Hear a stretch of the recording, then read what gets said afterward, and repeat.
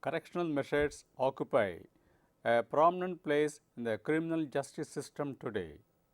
Sociologists, criminologists, psychologists, and social activists all over the world generally agree that the sentencing of a criminal should be in proportion to the degree of victimization, but at the same time there should be avenues for reforming the criminals.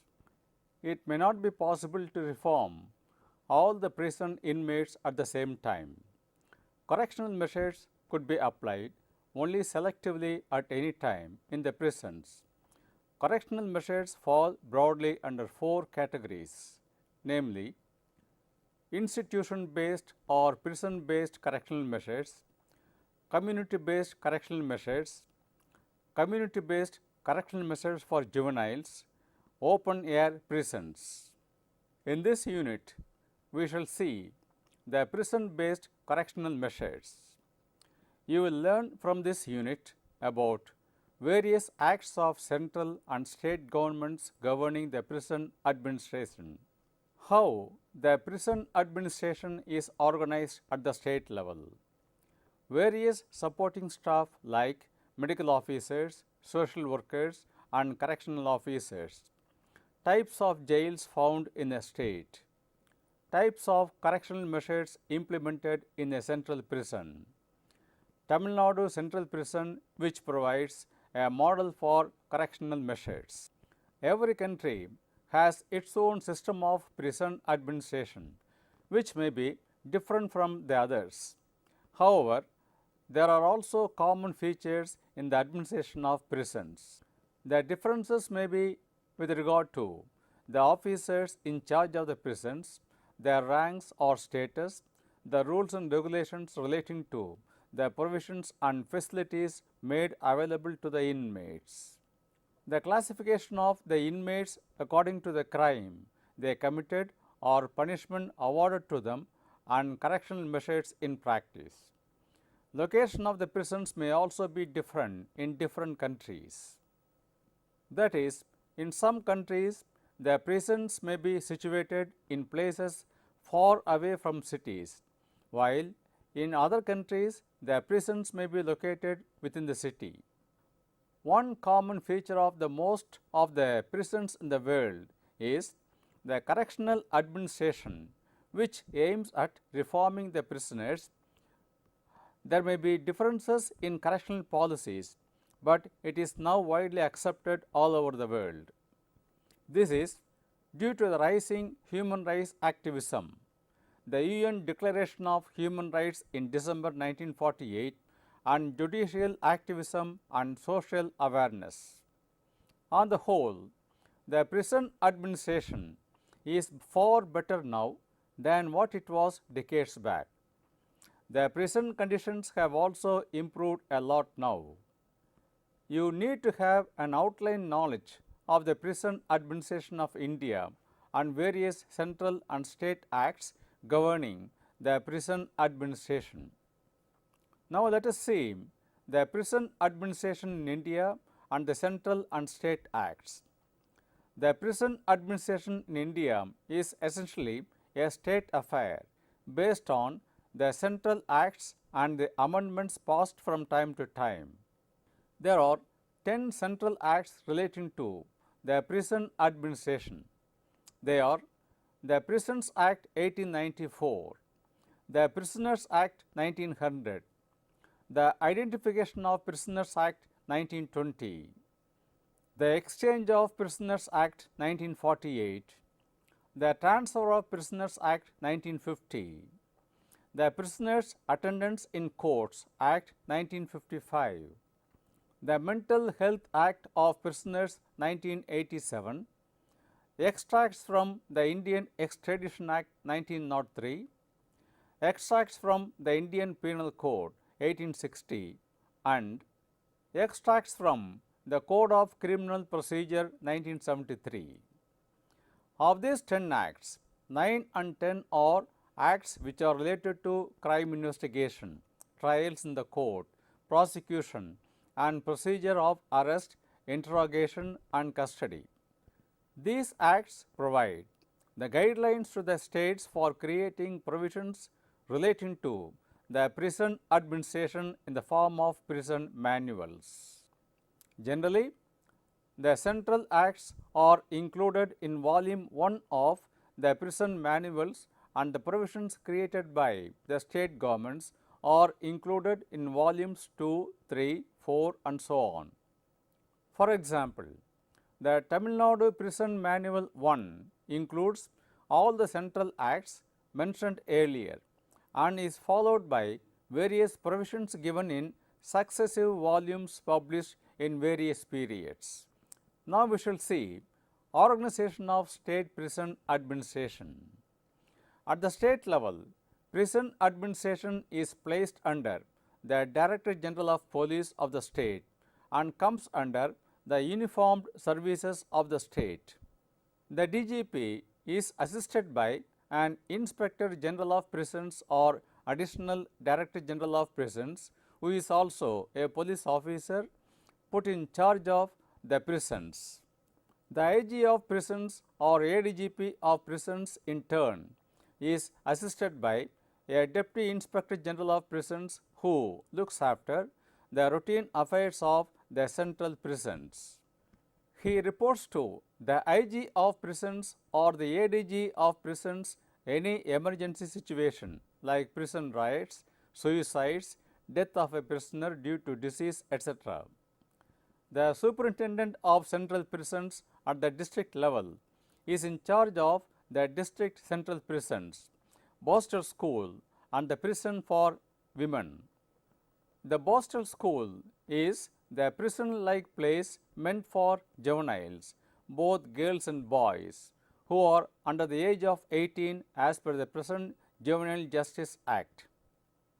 The duties of the Superintendent of Prisons include general duties relating to the central prison, weekly inspection of prisoners, maintenance of records and submission of reports to the DIG of prisons. Report important occurrences in the prisons under his purview on the death and serious illness of prisoners, facilitate inspection by DIG and maintain law and order in the prisons. The superintendent is suitably assisted by additional superintendent. The additional superintendent is then assisted by the jailer, who is the chief executive officer, and other subordinate staff like the assistant jailers, chief warders and warders. One of the chief warders' function is maintaining the security in the main gate. There are also women officers in the rank of superintendent and deputy superintendent, matron, assistant matron, etc. in the central prison for women. They look after the women prisoners and their welfare. Women prisoners having small children are allowed to keep their children with them. A children's crèche is maintained for this purpose in the women's central jail. There are also female warders to help women officers in the women's prison. Now let us see the supporting staff and medical officers who are there to help the prison inmates. The chief medical officer of the police hospital is also in charge of the medical side of the prison administration. He is suitably assisted by assistant medical officers, paramedical staff and other medical attendants.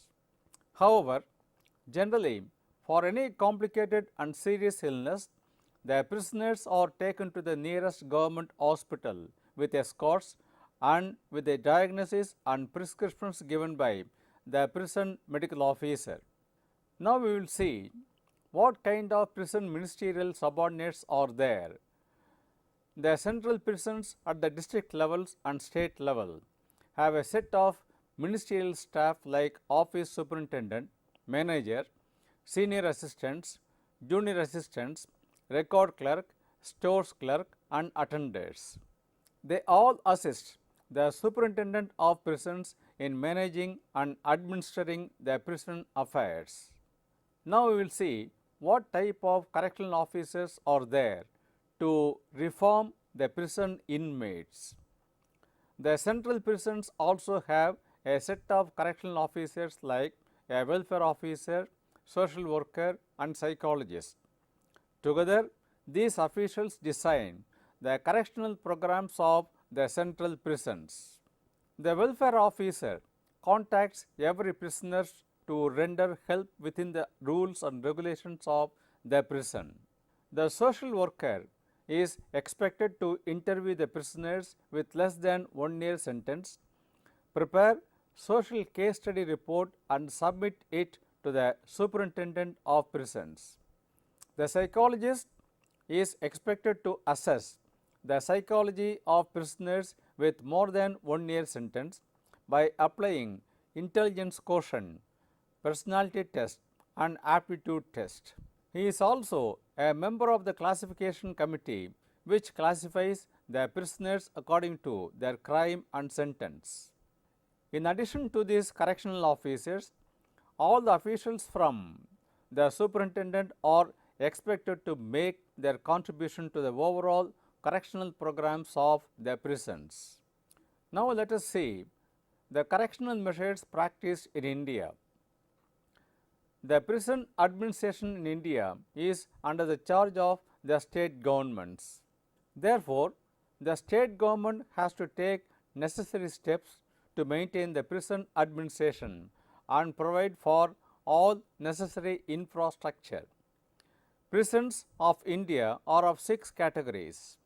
They are sub-jails at the taluk level, district central jails at the district level, state central jails at the state level, women prisons, open prisons at the state level, juvenile homes at the state level. Except the sub-jails at the taluk levels, in all other categories of prisons, depending on the conditions prevailing there and facilities available, correctional measures are being practiced. As I have stated earlier, 3 types of correctional measures are practiced. They are character-oriented measures, career-oriented measures and physique-oriented measures. We will see the character-oriented measures. The character-oriented measures aim at mind change on the part of the inmates, especially those who are rough and tough in their behavior. Among the various categories of inmates, only the convicted first offenders are most suitable for this program. For them, many prison-based programs may be conducted with a view to change their attitude, character and behavior. They are giving them yoga practice, religious discourses, conducting moral classes, teaching them values of discipline and obedience and the significance of rules and regulations of the prison. Such efforts may be supported by allowing the family members to meet the inmates, and mind change of the inmates also depends on the manner in which the inmates are treated by the prison staff. The Hindu reported on 28/11/2012 about the commotion caused by the inmates of the central prison at Coimbatore in Tamil Nadu. Some 6 inmates climbed up the terrace of a building and threatened to jump to their death, and 2 of them inflicted cut injuries on themselves. They did all this to express their discontent against the harassment of the prison officials in the name of search for banned goods. There are also reports of suicides in the prison and deaths due to disease and unknown reasons. Prison riots are common in most of the prisons throughout the world. The Hindu reported on 9/12/2012 that cash and mobile phones were seized from Vellore prison on 8/12/2012, and that an inmate of the prison masterminded the murder of a doctor who was the president of the Indian Medical Association Vellore branch on October 23, 2012. During the raids in the prison, the police also seized huge amounts of currency from the inmates.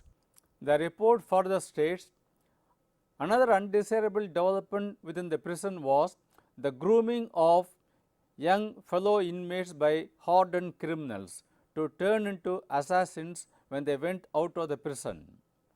A number of reports are coming almost every day about various prisons in India. As such, the prison staff have to mainly concentrate on maintaining law and order within the prison rather than on correctional measures. As a result, the prison staff are compelled to be harsh and rude to all the inmates indiscriminately. However, in spite of all this, certain measures are needed to transform at least the young first offenders into normal citizens. Such measures include psychological approach to make the inmates understand the principles of conviction. Secondly, making them understand that they would not have peace of mind or a peaceful life as long as they have criminal thinking. Thirdly, they must be made to understand the agony and sufferings of their family members such as wife, mother, sons and daughters, sisters and brothers and also other close relatives. Fourthly, the inmates who are the first offenders must be advised to practice self-control and to avoid contact with hardcore criminals in the prison. Fifthly, they must be also informed about the changes taking place in the society, particularly the good changes and also the opportunities available to them to lead a normal and decent life when they are released. Sixthly, the inmates must also be taught group behavior so that they can adjust with the people around after release.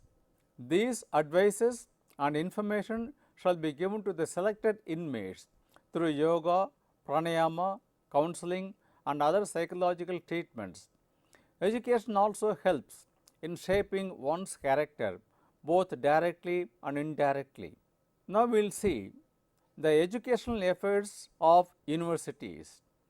The Indira Gandhi National Open University, that is IGNOU, is doing a yeoman service in this regard by creating educational opportunities for the prison inmates in the district and state central jails.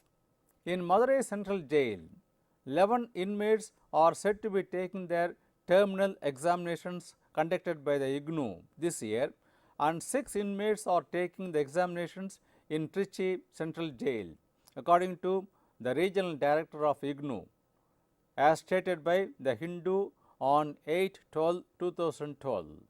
He adds that courses like MBA, Public Administration, Certificate in Food and Nutrition, Food Supply, Tourism Studies, PG Diploma in Disaster Management, Political Science and many undergraduate programs are being offered by the IGNOU in the district level and state level central prisons. These courses are being offered free of cost by the IGNOU and the cost is being borne by the Government of India. In some states, the state governments also bear the cost of such educational opportunities. Yoga experts are invited by the prison officials to give yoga practice to the inmates. Yoga is one powerful means to bring out the finer senses of an individual. It is also to be pointed out that there may be some inmates who may be repenting for the criminal act they committed earlier. Such inmates need to be consoled and cajoled in order to make them feel normal and accept their entry into the prison is only as per the law. Thus, all the measures stated so far will go a long way in shaping the character of the inmates. We have an example of the South Korean juvenile correctional centers in this regard. I would like to cite my experience of having visited the South Korean juvenile prison in August 1998, which is known as the Chunon Correctional Center after the name of a social reformer. There are 2 centers. One is a high security correctional center and the other is low security correctional center. The high security correctional center gave an impression of a very tight security with strict rules and regulations. Juvenile offenders on conviction are first sent to the tight security center. Depending on their behavior, during the first 3 months, they are transferred to the low security center, which is almost like an open prison. In the low security center, the inmates are given vocational training, library with borrowing facilities, separate cells with table and chair and shelf. There is also one honesty shop where things like toothpaste and brush, stationery items, bakery items, hair oil and such items of daily requirements are made available. The important feature of the honesty shop is there is no salesman. The inmates who are paid wages for the work they do are paid in tokens. They use the tokens when they go to the honesty shop, take the things they need and drop the tokens into the token box. This improves their honesty and character. A number of other measures are taken by the prison officials to improve the character of the inmates. Now let us see the career-oriented measures. The career-oriented measures are measures which aim at making the inmates fit for an employment on release, appropriate to the skill training and education they are given while in the prisons. This depends on certain preconditions. They are skill training needs to be given only to those who qualify in the aptitude test. Skill training needs adequate space, infrastructures such as tools and machineries required for particular training. Skill training needs an instructor who is specially qualified in particular training. Skill training has to be given to different groups according to their educational background and IQ. Skill training may be treated as work if an output is obtained, and the inmates must be paid wages according to the day's work. Appropriate certificate of training must be given to those who complete the specified periods of skill training. The state government concerned must have a suitable tie-up with appropriate corporate bodies for placement of the trained inmates on release. The government departments also must make necessary arrangements to absorb such inmates who are skill trained while in prison. The prison authorities must also make arrangements for giving some counseling to the family members of the released inmates so that the family members are prepared to receive them in their midst without any inhibition. The probation officers must be well trained to monitor the released inmates after their release. Some NGOs which are familiar in this connection may be involved in counseling and monitoring the inmates after the release.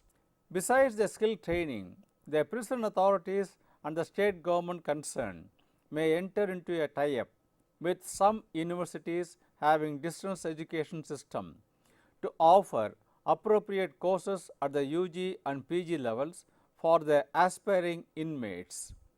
The IGNOU is doing a very good service in this regard. Similarly, many universities in India having distance education system are offering education services to the inmates of the central prisons at the district and state level.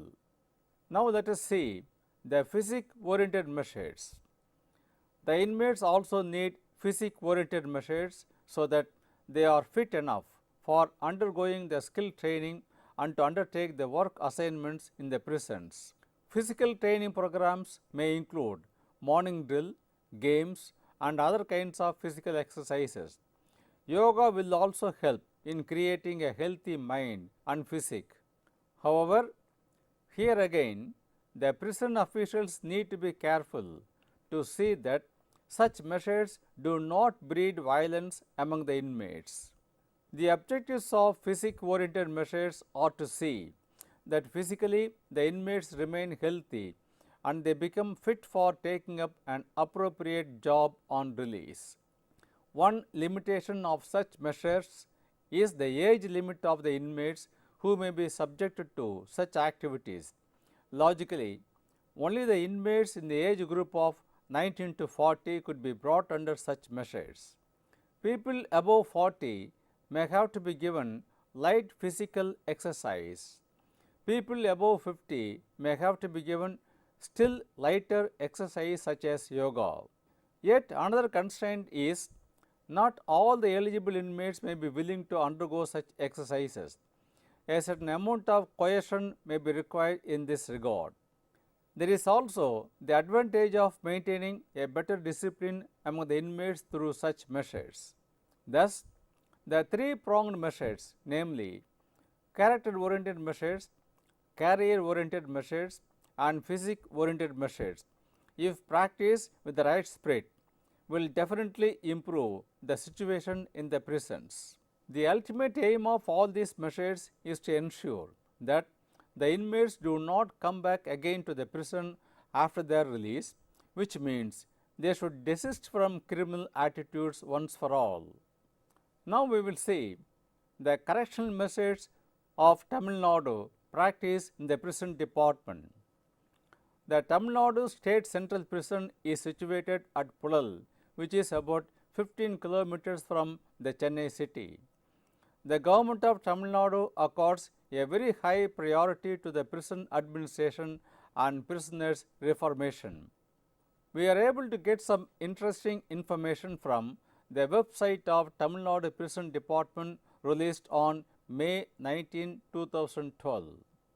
Concerted efforts are being taken to improve the all-round welfare measures of prisoners and basic infrastructure facilities. The establishment of prisoners' Adalat in the prison of the state is the first of its kind in this country.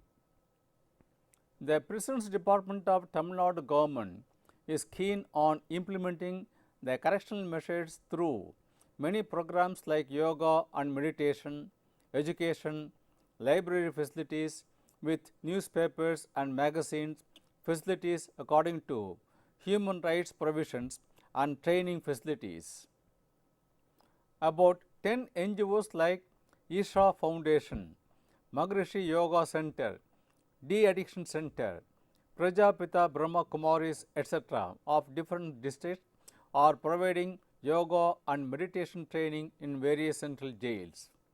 Prisoners are provided education at different levels, from elementary to postgraduate levels, with the help of trained teachers and facilities of universities and colleges. For example, the Indira Gandhi National Open University, the Manonmaniam Sundaranar University, Madras University, Madurai Kamaraj University, and Bharatiyar and Bharatidasan University are participating in the educational programs of various central prisons in Tamil Nadu. Certified computer training course is also offered to the inmates at Pulal Central Prisons by the NGOs. In every district central prison, a library has been created with books on moral and education values for the inmates with borrowing facilities. An inmate can borrow 3 books at a time. The district central libraries also lend books to the central prisons on request. Newspapers and magazines are supplied to the library. Subject to the conditions prevailing in the prisons, the inmates are also allowed to buy the newspapers of their choice, subject to the restrictions of their prisons. Human rights of prisoners are taken care of, and they are provided with reasonably good accommodation, ventilation, quality good drinking water, and bathing and toilet facilities. Sick prisoners are given prescribed diet. Weekly medical attention and emergency medical attention are made available to them. The inmates can also have restricted communication facilities with their family members on important matters like marriages of sons or daughters and about the sickness of some family members. The prison authorities also provide entertainment facilities by inviting talented prisoners to do the performance. The inmates can also avail free legal aid and seek interview with the superintendent or other officials to express their personal grievances if any. The prison staff are expected to undergo training in human rights so that they understand the rights of the prisoners and change their attitude towards the prisoners. The Pulal Central Prison of Tamil Nadu has a well-established workshop with facilities for training in many kinds of handicrafts and small industrial activities. Prisoners are given training in weaving, blacksmithing, boot making, soap making, spiral binding, lamination, wax making, thread and rope making, etc. They are paid wages at the rate of rupees 60 for skilled work, rupees 50 for semi-skilled work and rupees 45 for unskilled work. In order to enable the inmates to get back into the mainstream of the society on their release, they are given vocational training in simple trades like plumbing, electrical work, painting and signboard writing, brick making, etc. Such skills are provided to them with the objects of correction, reformation and rehabilitation. The vocational training programs also include screen printing, simple chemicals, food processing, plastic flower making, agarbatti making, etc. Some recognized NGOs are invited to provide this skill training. And now to summarize, you have studied in this unit the correctional policies of the central prisons in detail. You find a list of the central and state acts governing the prison administration in India.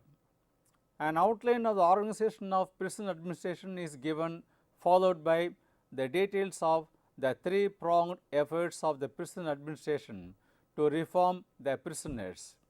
They are character-oriented measures, career-oriented measures and physique-oriented measures. Lastly, an outline of the correctional measures followed by the Prison Department of Tamil Nadu government is given as an example and model. All these efforts of the prison departments of India are in line with what Mahatma Gandhi said about the prisoners. Prisoners are wards of the state, not slaves.